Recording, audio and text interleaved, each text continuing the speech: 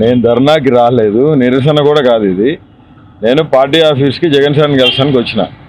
నాకు అక్కడ పర్మిషన్ లేదని చెప్పినారు.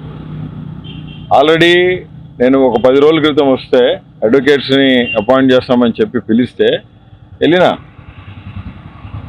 జగన్మోహన్ రెడ్డి గారు పార్టీ ఆఫీస్లో ఉన్నప్పుడేమో నువ్వు పెద్ద నాకు పార్టీ చేసాడు, నువ్వు అసలు చాలా మంచి సబ్జెక్ట్ ఉన్నోడివి, నువ్వు మాట నేను చెప్పాను. నా లైన్ మార్చేశాను. నా ఇంట్లో వాళ్ళని బూతులు తిట్టారు, నా భారతమ్మని తిట్టారు, భారతమ్మని క్యారెక్టర్ అసాసినేటెడ్గా మాట్లాడారు. ఆ పొద్దు ఎవరు మాట్లాడలేదు. ఈ పొద్దు పార్టీ కోసం నేను పనిచేశా. 9 నెలలు జైల్లో ఉండా, 22 కేసులు పెట్టించుకున్నా, 3rd డిగ్రీలు, ఊరంతా తిప్పిన, రాశివరి నుంచి చివరికి 16,000 కిలోమీటర్లు తిప్పారని చెప్పి కారుమూరి వెంకటరెడ్డి అనేవాడు నన్ను రౌడీ షీట్ అంటాడు. హైకోర్టు ఆల్రెడీ చెప్పింది ఆ రౌడీ షీట్ దానికి కాకపోతే ఆ మాట అన్న వాళ్ళకి 12 మంది పోలీస్ ఆఫీసర్స్కి మెమో ఇచ్చింది. పొలిటికల్గా అందరికీ ఉంటుంది, వయసు వర్ష యాంటీ పొలిటికల్గా ప్రతిపక్షంలో ఉన్నప్పుడు మేమంటాం, మీరు అంటారు. కానీ సొంత పార్టీ కూడా అనటం ఏంది? అది దాని మీద నేను వీడియోస్ తీపిచ్చేసి అది మాట్లాడదంటే వీడియోస్ తీపించలే. అతను నోటికి వచ్చాడు మాట్లాడతాడు. అతను మాట్లాడింది ఎందుకు మాట్లాడినావు, నువ్వు ఎందుకు మాట్లాడినావు అని అడిగినా. నువ్వు ఎందుకు మాట్లాడాను రౌడీ షీట్ అని. నా గురించి పార్టీకి సంబంధం లేదంటే ఇంకా పార్టీలో జాయిన్ అవ్వలేదు అఫీషియల్గా. నేను అలయన్స్ విత్ ఎన్డీలోనే ఉన్నాను కదా. నువ్వు ఎందుకు మాట్లాడుతున్నావు అంటే నాకు సజ్జలు మాట్లాడమన్నాడు, మనోడు శ్రీహరి మాట్లాడమన్నాడని చెప్పినారు. అది ఆడియో రికార్డింగ్ కూడా వినిపిస్తాను నేను. రేపు ఫోన్ ఇటీ బ్రో. నేను ఎందుకు, నాకేం అవసరం? ఇది ధర్నా కాదు, నిరసన కాదు. నేను 10,000 మంది కార్యకర్తలతో రాలేదు వీడికి. రిపబ్లికన్ పార్టీకి 1,70,000 మంది మెంబర్స్ ఉన్నారు. నేను వర్కింగ్ ప్రెసిడెంట్గా ఉండే. అద్వాలయ్య గారు ప్రెస్ మీట్ పెట్టి సారీ చెప్పు నువ్వంటే, సరే మాడోళ్ళని కూడా తిట్టారు కదా సార్, మాడోళ్ళు తిట్టినారు, భారతమ్మని తిట్టినారు, వాళ్ళకి సారీ చెప్పమని చెప్పండి, బహిరంగ నేను కూడా సారీ చెప్తాను సార్ అని చెప్పిన. లైన్ మార్చి మాట్లాడేటప్పుడు కారుమూరి వెంకటరెడ్డి అనేవాడు నా క్యారెక్టర్ అసాసినేట్ ఎందుకు చేయాలా?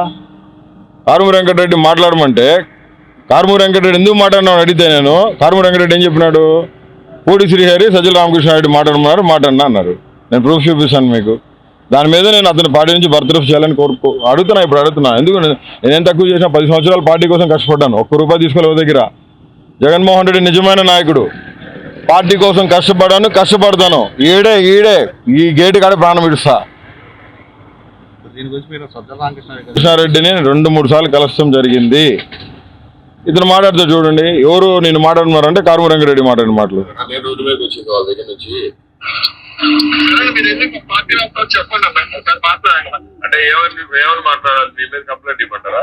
వెంకటరెడ్డి పార్టీకి సంబంధం లేదని చెప్తున్నారంటే డ్యామేజ్ చేస్తున్నారా చెప్పండి. కాదనా, ఇప్పుడు మీరు దయచేసి నాకన్నా నేను పార్టీకి విరుద్ధంగా ఏ రోజు మాట్లాడాలా, నేను ఇన్ని డిబేట్స్ మాట్లాడినప్పుడు నాకు ఎవరు కూడా పార్టీకి ఇది కాదు అని నాకు ఎవరు చెప్పలేదు. ఎందుకంటే ఏదైనా ఉంటే చెప్తారు. అంటే మీకు గైడ్ లైన్స్ ఉన్నాయా బోరుగొట్టడానికి పార్టీ కాదు మాట్లాడు, వారికి మనకు సంబంధం దగ్గర చెప్పారు. మీరే చెప్తున్నాడు సజ్జల బూడి శ్రీహరి చెప్తున్నారు.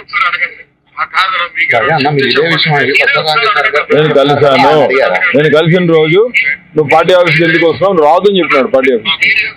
నేను రోజు జగన్ సార్ వచ్చినారని చెప్పి ఇక్కడికి వచ్చినా. నేను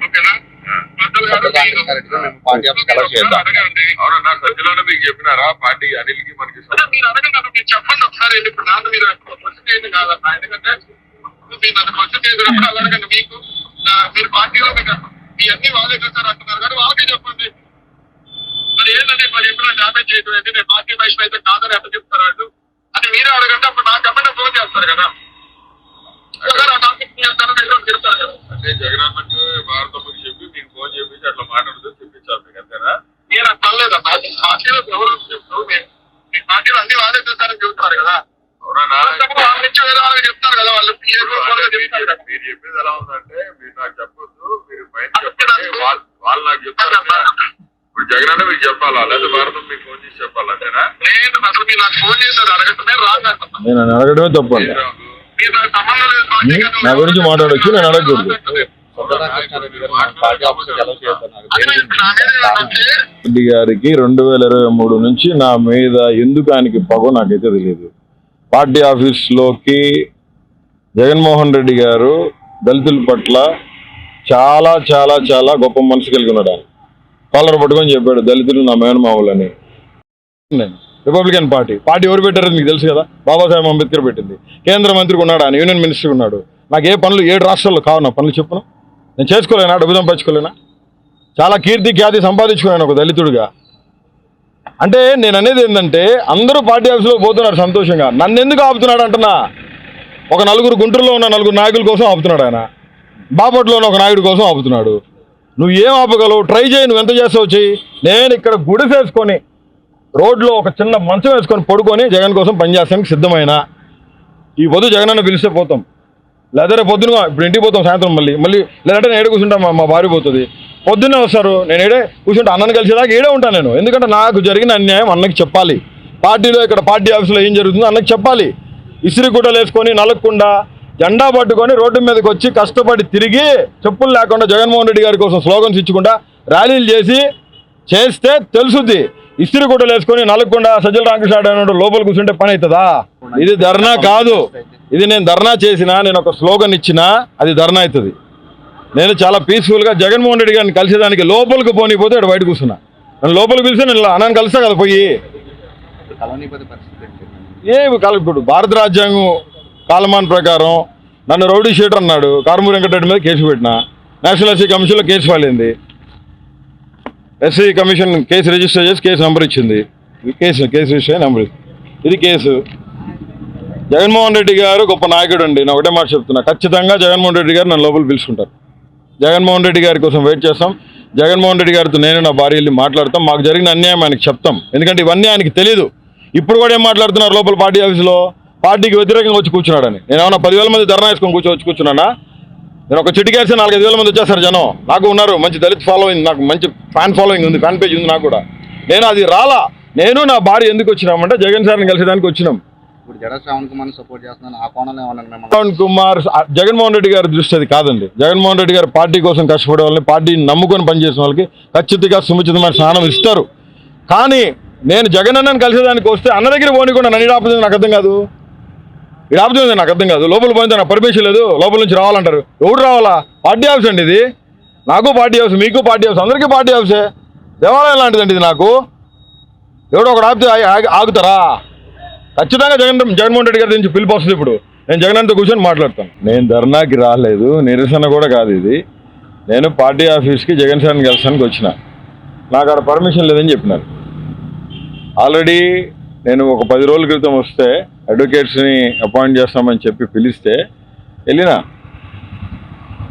జగన్మోహన్ రెడ్డి గారు పార్టీ ఆఫీస్లో ఉన్నప్పుడేమో నువ్వు పెద్ద నాకు పార్టీ వేసాడు, నువ్వు అసలు చాలా మంచి సబ్జెక్ట్ ఉన్నోడివి నువ్వు మాట నేను చెప్పాను. నా లైన్ మార్చేశాను. నా ఇంట్లో వాళ్ళని బూతులు తిట్టారు, నా భారతమ్మని తిట్టారు, భారతమ్మని క్యారెక్టర్ అసాసినేటెడ్గా మాట్లాడారు.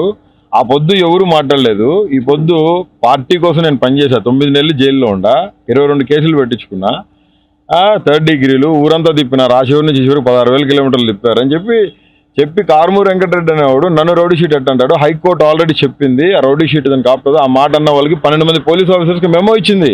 పొలిటికల్గా అందరికీ ఉంటుంది, వయసు వర్ష యాంటీ పొలిటికల్గా ప్రతిపక్షంలో ఉన్నప్పుడు మేమంటాం, మీరు అంటారు. కానీ సొంత పార్టీ కూడా అనటం ఏంది? అది దాని మీద నేను వీడియోస్ తీపిచ్చేసి అది మాట్లాడదంటే వీడియోస్ తీపిచ్చలే.